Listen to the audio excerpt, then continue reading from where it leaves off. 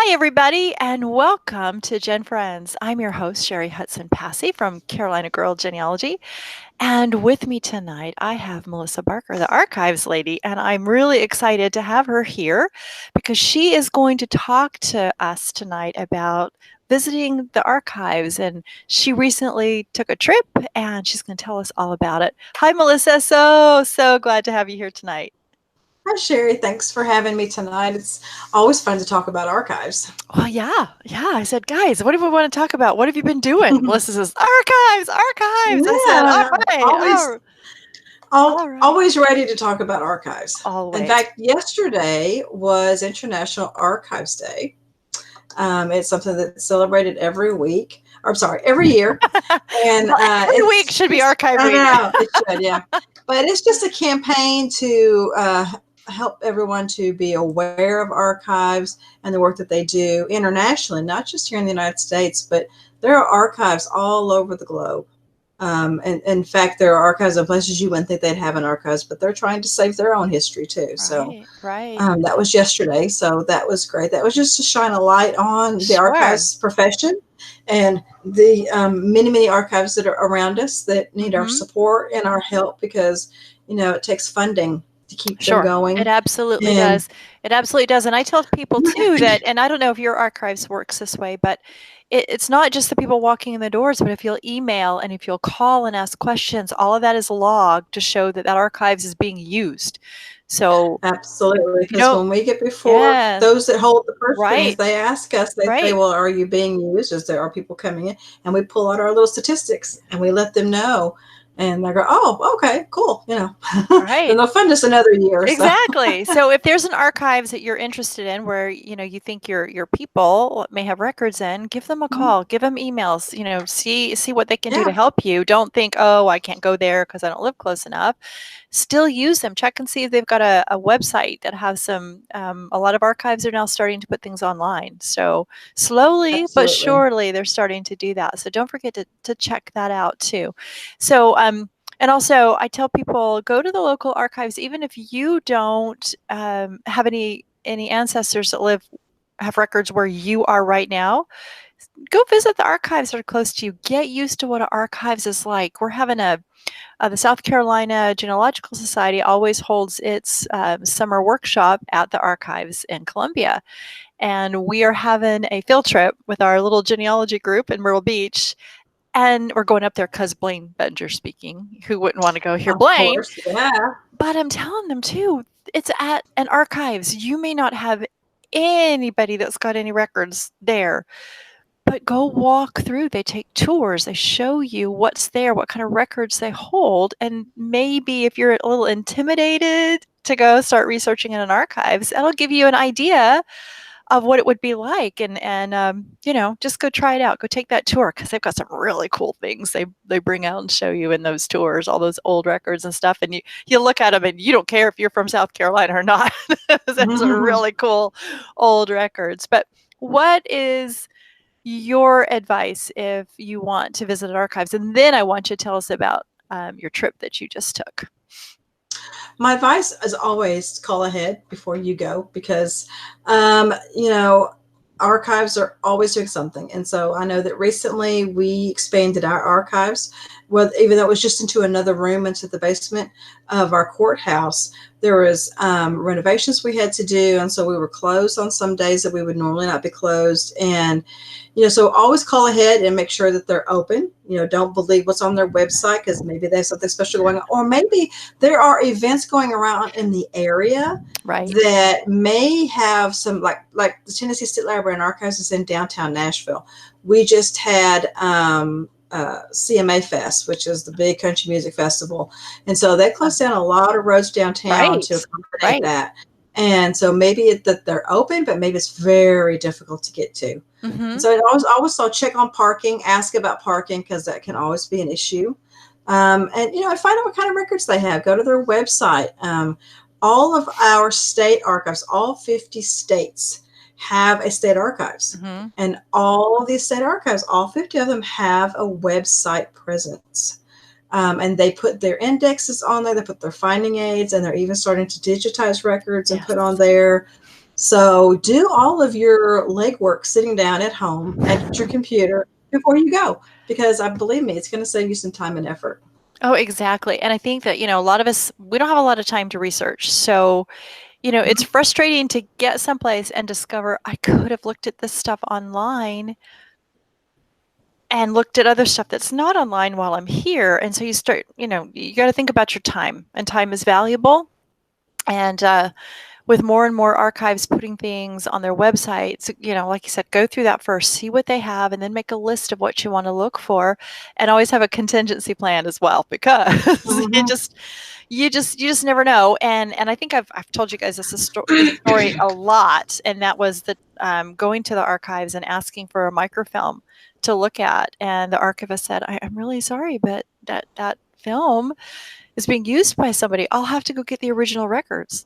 What? Okay. Yeah, no, that doesn't bother me at all. No. So I mean, I that was years ago. I wouldn't have thought to ask, for the originals, but I just go look for the originals now and see if they have them and order those up. I don't, because there's nothing like holding those original records. So as long as they're willing to bring them to you, go have fun and look at those old records. As they're just wonderful. The smell of the books, your hands get all dusty afterwards, and some want you to wear gloves and some don't. So you just have to learn the rules of that particular archives. But tell us about your trip to the archives in Fort Worth. My husband and I actually went on a vacation. My in-laws live in Fort Worth, and so being the genealogist and archivist that I am, while I was there, I thought, okay, where can I go? What archives can I go see? What can I go do?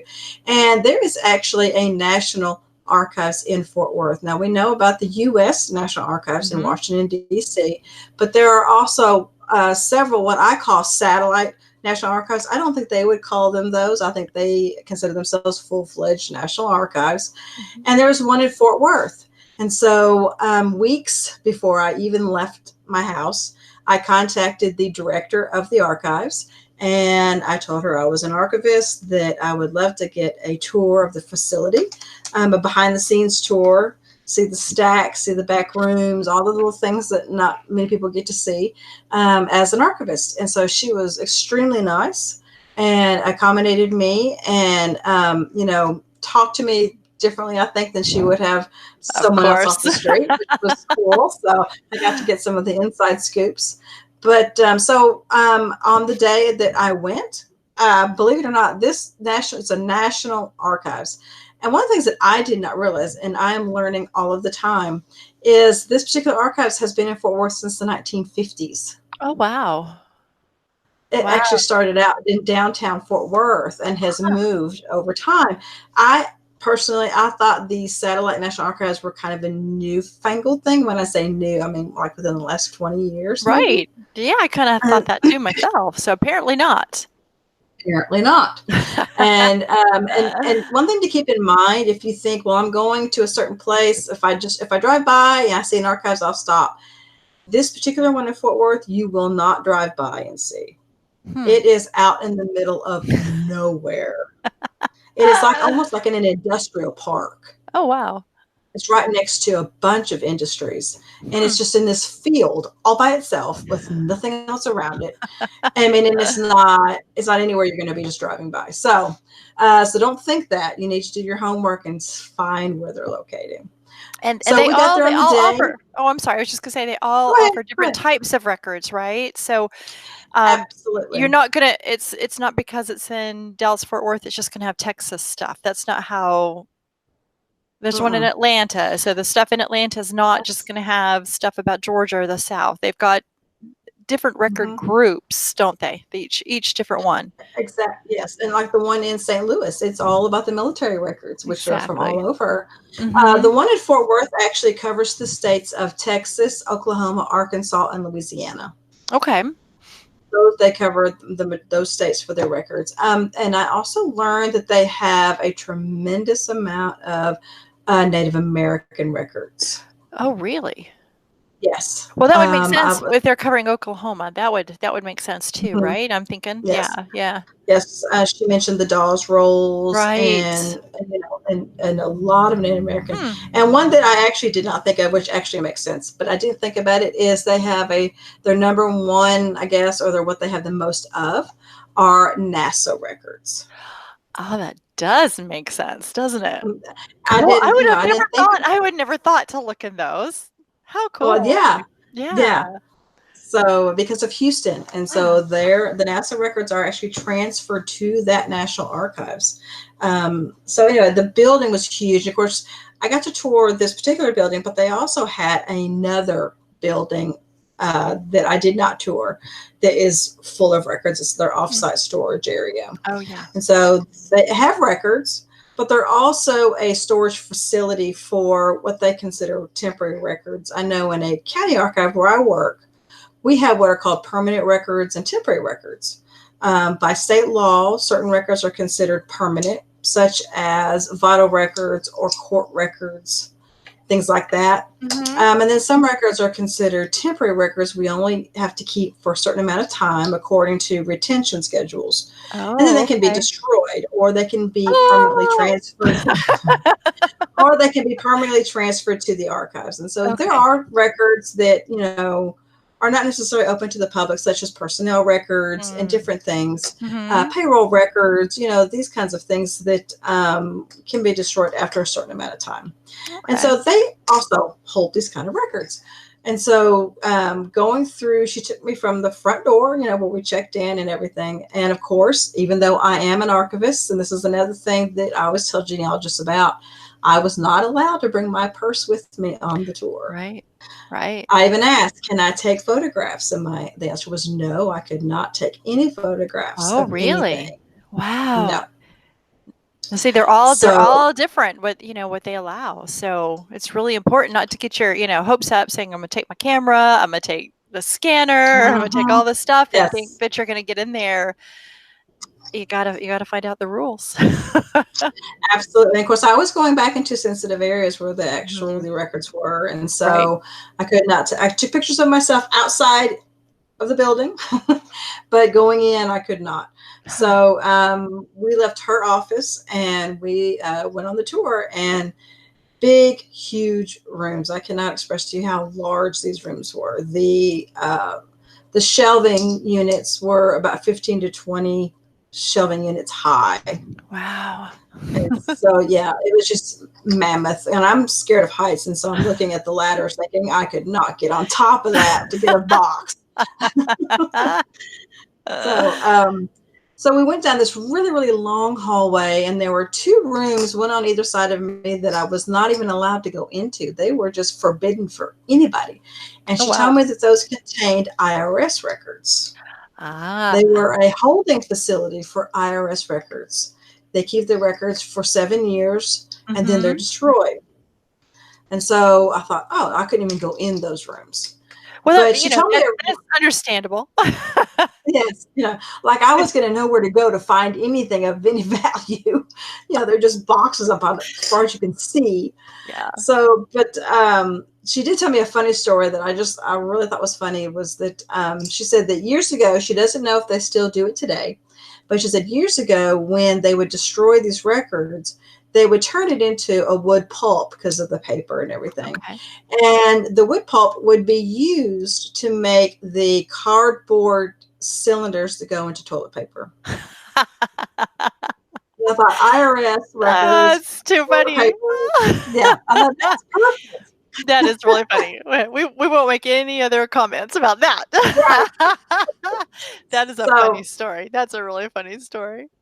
so we went on down into the large room where all these records are, and it was just box after box after box. And then, of course, I saw some old ledger books and Mm, things sitting on shelves. But she told me that the NASA records are very prevalent because they are transferred to them. Like every so often, because where they are, made, they run out of room, and so they have to transfer them. okay. And so that is very interesting. I got to see she showed me a drawing from one of the capsule missions from the 1950s. Oh, wow. a rendition of Yeah. what they, this is before we even, this is before the 1960s and we went to the moon. And so she was showing me this is what they were talking about, what the capsule should look like. And they had a little man sitting in there and everything. And so it was like 1954. Wow. That's So it really was cool. That's cool. yeah, very cool. But they have a little, she was showing me that they have a little vault area, and they keep very important documents in there that have like presidential signatures on them that are very important. Hmm. Um, and she told me a story. They have volunteers. This is another thing that I encourage genealogists to do is even if the archives near where you live, it's maybe not where your ancestors are from, but consider volunteering, and you learn a lot. Not only are you helping the archives, but you're learning about different kinds of records, how to handle records, and maybe that'll help you with your research. But she was That's telling me very about one of their volunteers was working on some records, and he just kind of nonchalantly went up to the clerk's desk and put a piece of paper down and said, "Here, I found a Lincoln."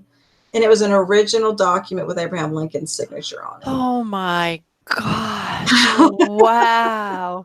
And that, ladies and gentlemen, is why you're not allowed to bring your purses and bags Yes, into archives because absolutely. people have been known to walk away with them. Mhm. So, and that's why you can't take Right. pens and pencils because people will mark up things, like they'll see something and say, "Oh, I don't think this is right." And they'll try to fix the document. Correct it. Yes, yes. Wow, a Lincoln. Can you imagine being the person that's going through and finding something like that? I can't even imagine. That would just be magical. It'd be magical, and especially It if would you be. were an archivist. I mean, it'd be magical for any of us, but if you are an archivist or a volunteer and that's what you do, day to day, what a reward. It That's just a is. It is. that's But amazing.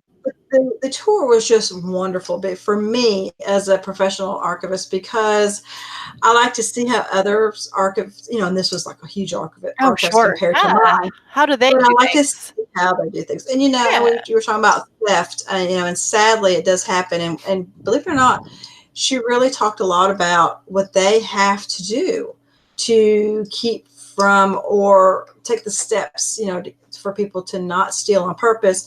And also things happen Oh, accidentally. sure. Oh, Things get sure. mixed up. And that's why, when you talked about no paper, no pencils or whatever, or no notebooks and nothing, because they don't even want you to accidentally get a document stuck in your stuff and you carry it out with you. Mhm. And Exactly. as it Yeah. happens. And like we're talking about too, every archives is different. The South Carolina State Archives, you can't bring a bag in, but you can take your computer and your cell phone. You can take photos. You can even take notebooks in and a pencil. Um, so each archives is different, and like you said, you got to call ahead and figure out what that archives will allow you to do. So you were talking about when you're talking about finding the Lincoln paper. I was going to ask you, what would you say is the most exciting thing you found going through the books and the files and stuff people drop off at your archives? Is there something that has just been so exciting? There has been, and it's probably more of a local thing. But I was going through one of the things that I tell genealogists to do with their own books is to go through them, especially if you have a family member who's passed away and you inherit their books, or you're going through their home and you're Mhm. going to donate books to a library. Go through them, thumb through them. When I started as the archivist at our archives, I went through every single book, those big, record bound books. I Yeah. went through every single one, and we have many because I know that people stick things in books. Yes, And they do. so doing that, I have found several documents in there, just folded up in there, just stuck in there. I found handbills in there. I found Mm. business letterheads. But the one document I found, it looked so, it didn't even look important. It was a piece of paper, a half sheet of paper, that Indian head kind of station, that like school Mhm. paper, Yeah. and it had been ripped in half. And this gentleman had written a note on there, and his spelling was atrocious. And it was dated April the 3rd, 1873. And it was written in pencil, but because it had been folded up and in that book since 1873, it was in perfect condition. Oh, sure. And the gentleman was asking the court, the local court, to send subpoenas out to these particular people about this particular case.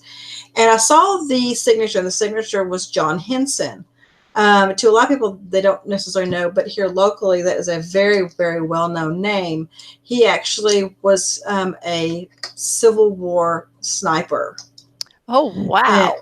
yes, the Battle of Fort Donelson is only about 20 minutes from my home. And so there was a book that had been recently published when I found this about 8 years ago about him. And so I knew all about it. And I thought his name was John Henson, but he went by the name of Jack.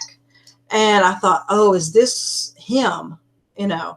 And so I scanned the document and I sent it to the author of the book and I said, can you verify? Because I thought if anyone has his writing or his signature, it would Mhm. be this author. And he let me know, yeah, that's him. That is his handwriting. And so that's kind of one of our prized possessions because it was someone who's very notorious here locally. That's cool. And yeah, it's very cool because he actually became part of our county by the sheer fact of we became a county because we became a county in 1871 and he was living in a different county, but because part of that county became our county, he became part of our county. So it's kind of crazy, but archivists find things all the time. And you talking about a Lincoln signature. I don't have a Lincoln signature. However, I have goosebumps because there's a court case that involves some of my husband's family, the Stringfields and the Orndorff family. It was one of the family members had died and they were fighting over the estate. And in the middle of this court case, of the court proceedings and everything, the family attorney could not finish the court case. And guess who finished it? Abraham Lincoln. Oh, wow. Yes, he came. Wow. This was in the 1850s, and he came in as the attorney, before he became president. Sure. And so I Wow. don't. These are I only have copies, but just seeing his signature on paperwork like that in family records is enough to get me excited. Oh, So. yeah, that's amazing. That's absolutely amazing. What else did you get to do and see that day? I got to see NASA records. I got to Yeah. see. They were actually working on a process of taking these cards, they're punch cards, and attached to the punch card was a little negative, and the negatives were from different aspects of NASA and their operations and things. And they were in the process of scanning these, which was pretty cool. And they have like 1,000 boxes of these punch cards, and Gosh. punch cards were about like this, and they were on box like 81. Of a And so it's of going to thousands and thousands. yes, yes, and so Wow. cattle. It's just amazing how long it takes. But she also told me a really funny story to show you kind of how sensitive things still are, even after so many years. She had found a document that showed from the 1950s, 60s when they were doing the nuclear testing, Mhm. from World War Mhm. II, we had the nuclear bombs and Yeah. stuff. And it was just a thing showing if it, like, let's say, for instance, a nuclear bomb were to land here, the radius out so many miles, this many people would die, this many miles out, this many, which that's all it was. And when she found it, she thought, "Oh, this is an interesting document." And so she thought, "I think I'll put that on our Facebook page." She wasn't thinking. Sent it to her boss and said, "What do you think? Isn't it cool?" He was like, "Yeah." And she thought, maybe I'll ask one more person. So she asked another person higher up in the chain. And she said within 2 hours, the FBI was there to collect the document. Oh my gosh. And she said, I was two Wow. seconds away from hitting send and putting it on Facebook. And she says they came Wow. with a briefcase with it handcuffed to their arm. And The she says, Men and they in put the Black document in came. there. Yes. So she says, I didn't think it was any big deal. She says, I was going to put it Wow. on Facebook. Yeah. So, It's yeah. amazing, what, we think is just historical documents that would just be fun to look at that may have, deeper meaning and security for the government, the FBI, or whatever. That's an amazing story. I would have Mhm. stuck it up there too. I wouldn't have thought anything. I would have thought Well, the yeah, same thing. This is so cool. yeah. But she's actually going to be retiring. This director from the National Archives there is going to be retiring this year.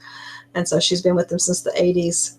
And so it Wow. was fantastic to be led around by someone who's been in the industry for so long, Mhm, mhm. because I've only been an archivist for 8 years, and I hope to be an archivist for many more years to Oh, come. And yeah. so Oh, yeah. I was glad to see that she still had the enthusiasm for the records and for her job. And I just think that genealogists, which I am one too, I'm a genealogist like you are, we should visit these places. And just like you said, if you can't visit them, contact them, go to their websites, go to their Facebook pages, Twitter pages, Mm. Instagram. A lot of them are on Instagram, They are, they are. because they are eager to share what they have. Because, like we talked about at the very beginning, they have to justify their funding. And if Sure. they can get interest from people and show their people who are funding them the interest, then they'll continue to be funded and they'll continue to be able to take care of the records. I think that's so cool, and I have found it interesting, several of the archives that I have been to, it's just not genealogists showing up. There are people doing research papers for college classes. I've seen news crews in there just, wanting to find out information about maybe a local story like you were talking about, or, Mm-hmm. something from the state, anything like that. So it's interesting when you go in, and sit and just listen to what the people are doing around you, what they're looking for. And, I've sat in archives before and had somebody come up to me and say, I think I know you and I think we're related. And so that was really cool. Wow. Some genealogy serendipity going on there. So, and it turned out we were. So that was really fun. So, and so listen, because they're quiet. You never know when somebody may be pulling records that you think, oh, why are they pulling records from that county? I need to go talk to them. Exactly. Exactly. Yeah. And I don't think there's anything wrong with if you're sitting beside someone who's on a microfilm machine, just kind of lean back and what are they looking at? It might be something you might make a connection that way too. Exactly. Talk to people quietly because, people Yeah. are Yeah. focusing, but yeah, use that as a resource because those people are there for a reason, looking at the same kinds of records you are, and see who's there and what they're doing, and maybe you can help each other. Maybe you'll make that family connection. It's Hmm. not unheard of. It's really not unheard of. So It really isn't, and it's yeah. really not unheard of to find your ancestors or your family members in records that you would never think that they would be in. I asked the director. I said, "What?" I said, "I'm a genealogist. I teach and I write and I lecture to genealogists." I said, "What would be the one piece of advice you would give to genealogists?" And she says, "It's not all online." Oh, And she pointed absolutely. to the Yeah. records in this room, and she says the majority of what is in this room is not online. And she Hmm. says, there we have this archives, we have all kinds of repositories, their archives, their libraries, their historical societies, their museums. She says they really need to seek out those records. And I don't know if we've talked about it before on this show in the past, but I always also encourage genealogists to ask about records that haven't been processed yet. I was just going to Now, ask you about that. You read my it, mind. it, it can be a little bit of a touchy subject, and I've had some archivists, ask me, "Hey, Melissa, don't talk about those because that makes it more work for us." But if you're lucky and if you're fortunate, you'll find an archivist in an archives that doesn't mind you looking at some of their unprocessed records. Because the truth is, when a collection comes into an archive, we do a preliminary inventory of what it is. Because not Hmm. only do we want to know what it is, because it's something exciting, and so we kind of know what we already have. It may not be processed and ready for researchers, and so asking about those, you just might, especially if you show your seriousness, Hmm. that I just don't say I want everything for the Smith family, Right. or ask for too much. If you show how serious you are about your research and what you're looking for, you might get to see some of those boxes of records that haven't yet been processed. And I know it happens and it's allowed because I also am an avid reader, and I listen to interviews with authors, Hmm. and I read nonfiction and biographies and history.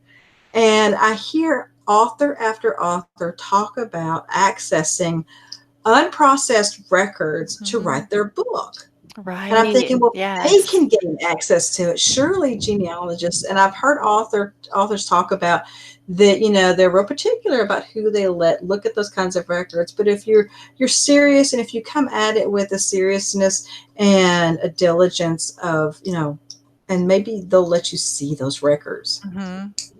Yeah, I agree with you. And I'm wondering too is if the smaller archives are more likely to allow you to look at, what they have that's unprocessed versus the larger ones.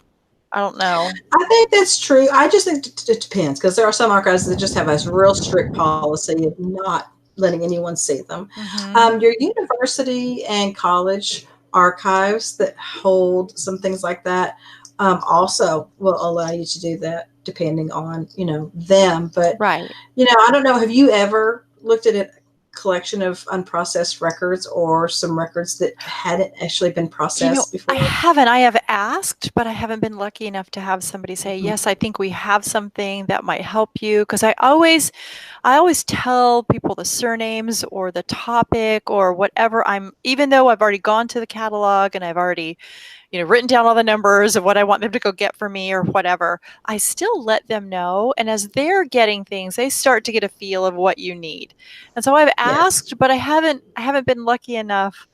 I take that back. I did have somebody go down in the Camden archives once in Camden, South Carolina, as he saw what I was looking for, and he says, "I think there's another folder down there that we haven't put in everything else. Let me go down and get it." So he Mhm. did. He did. I take that back. So I did have that, but it was because he was seeing everything that I was looking at, and I kept asking for.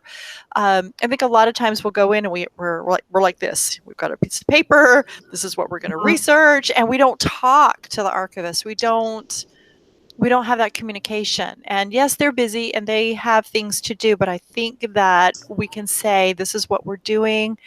I've got everything listed. Do you know if there's anything else, something that's, like you said, not processed yet, or maybe something that hasn't made it onto the catalog yet, or whatever that I can look at. So I think that's a really good tip, because you just never know what they may still have. And they know, like you said, they know what they've got in their archives.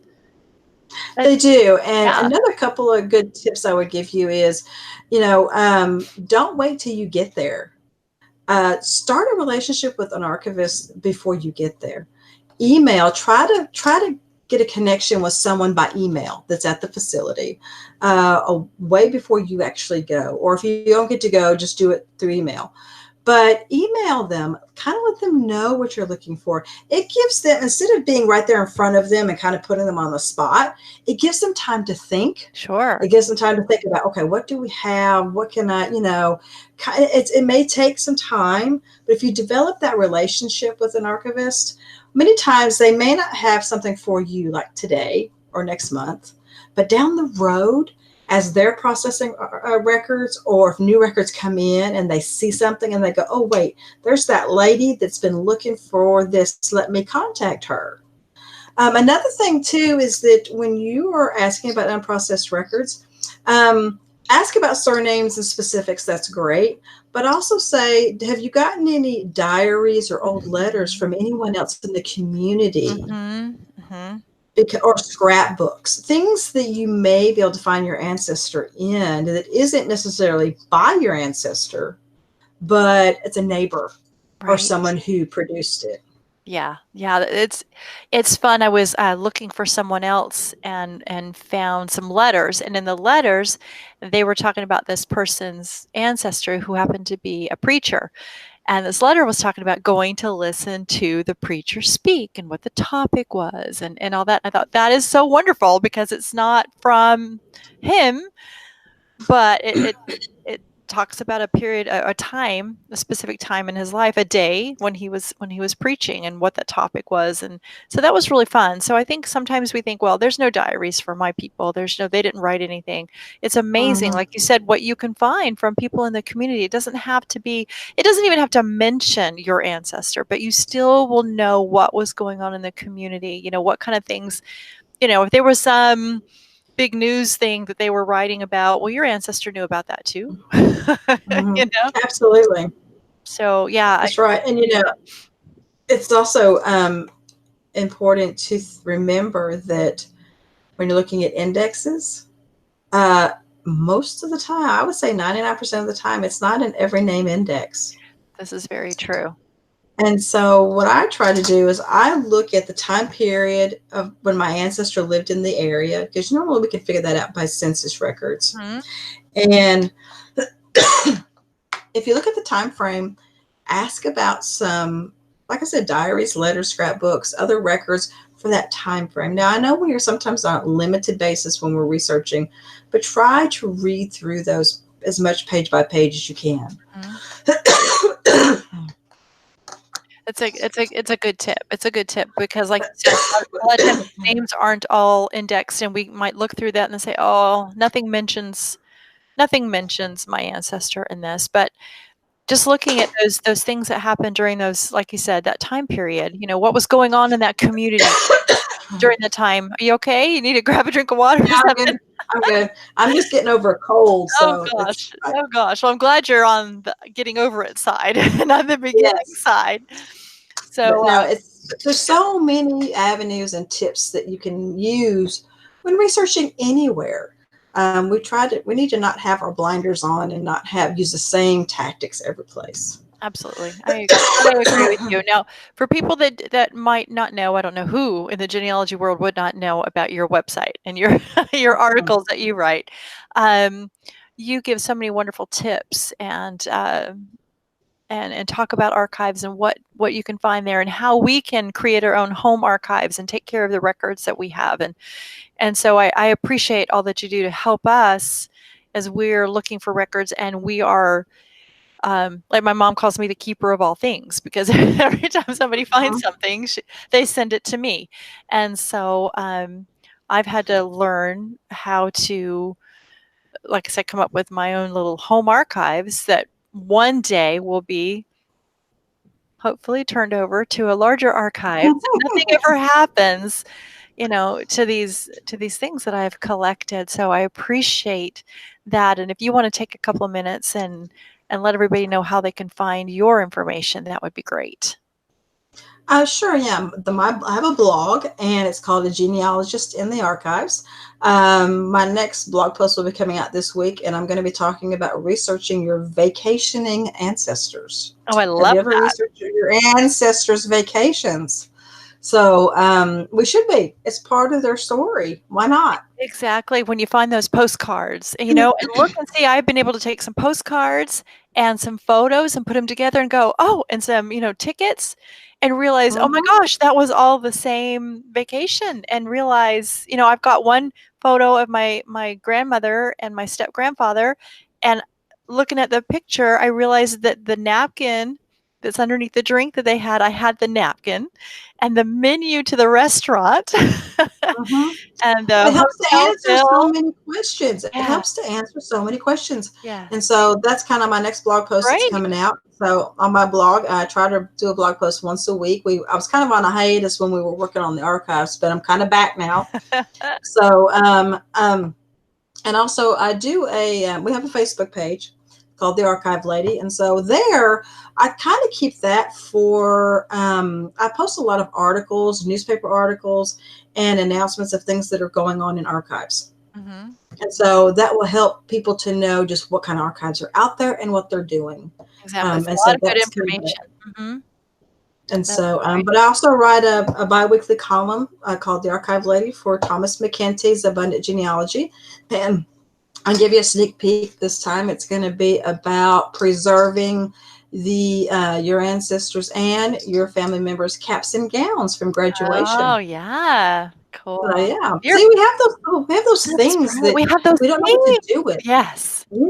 Yes, yes. So, but You're yeah, and then I'm here on Gen Friends as much as I possibly can be with the in depth that I write for the In Depth Yep, magazine. So yep. So, we appreciate all of your great tips and your knowledge, and it's wonderful to have you as a friend to say, "Hey, what can I do?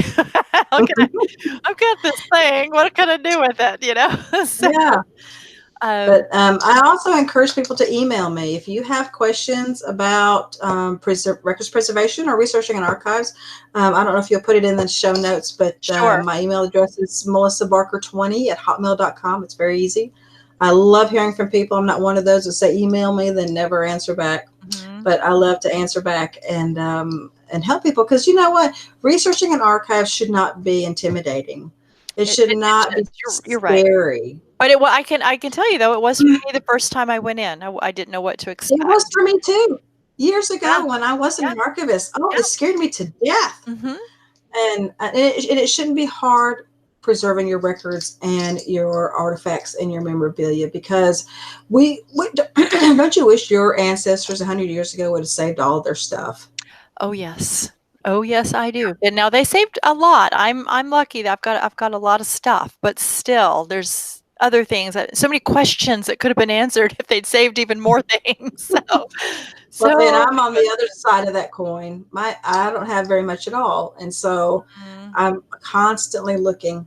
And so I try to preserve. We can't save everything, and I know that. Yeah, yeah, But what we yeah. have, we can preserve, so that maybe our descendants will be interested. Right now, you may think, "Oh, my children, grandchildren, they're not interested," but there's always one in the family. There's always one call to do it. Yep, and, absolutely. and your child or grandchild may not come to it till they're a little bit older, Mhm. but there's always one. And so that one needs to have all of that stuff at their fingertips to use for Exactly. their research. Exactly, exactly. Melissa, thank you so much. This has been so much fun talking about archives. Now that I've been to several archives, I love them. I love going to Mhm. archives. I love seeing what they have. They're just so many wonderful things that you're just not going to see anywhere else, and surprises, and and the things that you look at and see. So thank you so much for coming and talking to us. And that's great that you got to go on that trip and have your special little tour in Fort Worth. That's wonderful. Thank you so much for being with me tonight. I appreciate it. Well, thanks, Cheri, for having me. It's always great talking to you. Well, that is our edition of Gen Friends for this time, and we will see you next time. Thanks, everybody, so much. And if you've got any questions for Melissa, go ahead and leave them in the comments, and we will see you next time on Gen Friends. Bye, everybody. Bye.